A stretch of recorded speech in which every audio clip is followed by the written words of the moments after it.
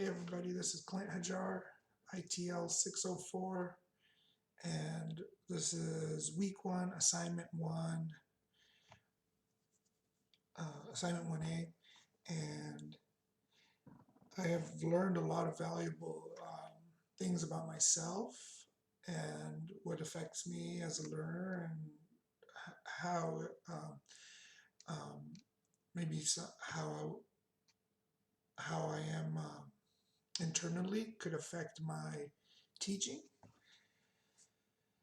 Um, So, from this week's exercises, I found that I value my family, sports, education, hobbies, exercise, entertainment, pets, and work. Also, I was able to really use the identity web to kind of, since my daughter is important to me, she was part of my identity web, and I was able to match some of her interests with my own interests, and now I can use that as a tool to build our relationship and make that even stronger. So that's for that reason, I believe the identity web should be taught, if possible, to parents and caregivers. Teachers should promote this, and communities, and yeah, just in general, it needs to, just, I thought it was a good activity, and it really just kind of helped me link my interests with her interests, and I kind of highlighted them in green, and those will be things I can, do with her, and help build our relationship, make it stronger. Um, so another thing I learned from this assignment 1A is it really helped me see that, you know, I'm grateful for where I'm at, but my life could have been different. It could have been, I could have got out of high school, and instead of going down, down the wrong path, I could have took the right path immediately and probably already been, maybe, who's to say what success is, but things could have been different, and some of the things I went through.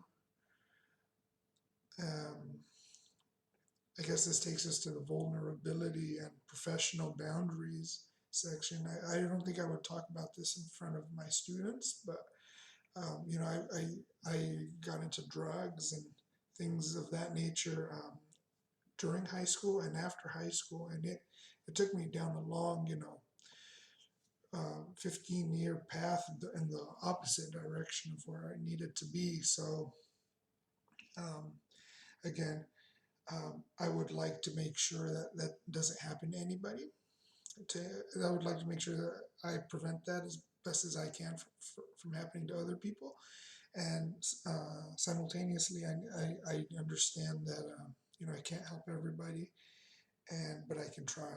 And then again, this is something I wouldn't talk about with students, but I would make an effort to prevent that. And the best way to prevent that is to make lifelong mentors. I believe that if I would have had somebody with me that, not just for like, not just a basketball coach that was there for a year.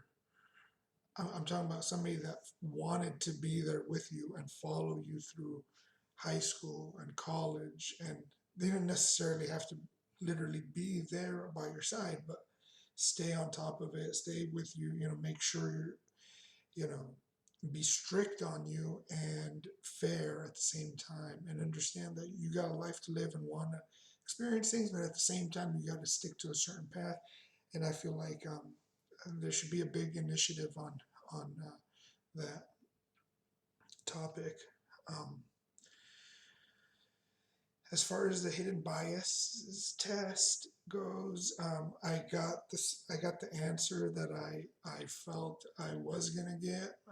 I did try to do it as fast as I could, just like they said, to the directions, and it came out that I don't prefer black or white people, one or over the other, and which seems pretty accurate. You know, I was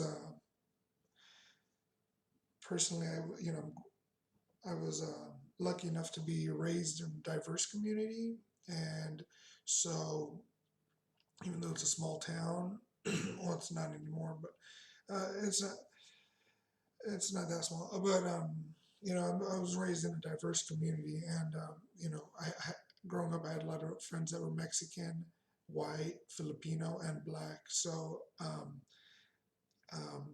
you know, I just, you know, it was just second nature to me. You know, I never, I try not to look at people for their color. You know, it's just, I don't even bring it up, you know, period. It's just, you know, we talk about it in this class, and, you know, I guess it leaves us no choice but to bring it up.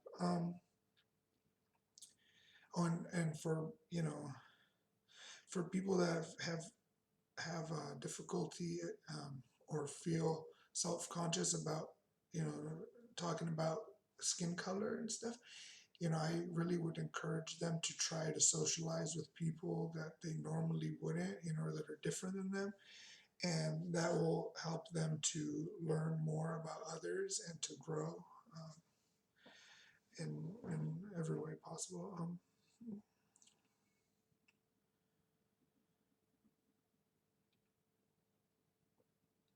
And one of my changes in thinking was I had always thought that I was a product of, you know, my mentality was a product of nurture. But come to find out, you know, after doing um, all these cultural identity tests and activities, I've realized that I'm 50-50, nature versus nurture. Um, and I say that because I have a lot of, you know, like things like from my parents, like my dad, he's a very empathetic person, and I feel like I'm like that a lot. You know, I trust people and I like to see others do well. Um, and I'm honest. Um, and then on the other side of that, we have nature, you know, and sometimes, you know, I always, especially when I was younger, I was always, you know, like I said, you know, chasing my peers and wanted to do the things that I shouldn't be doing. And those send me in the wrong path. And then I feel like even till this day, something inside still makes me greedy, you know, makes me feel like, makes me think that, okay, I want to do better than this person or that person, and I want to be more successful than them. Which I guess if you direct it in the right pathway, it's actually not bad. But yeah, you got to be careful how you treat that one.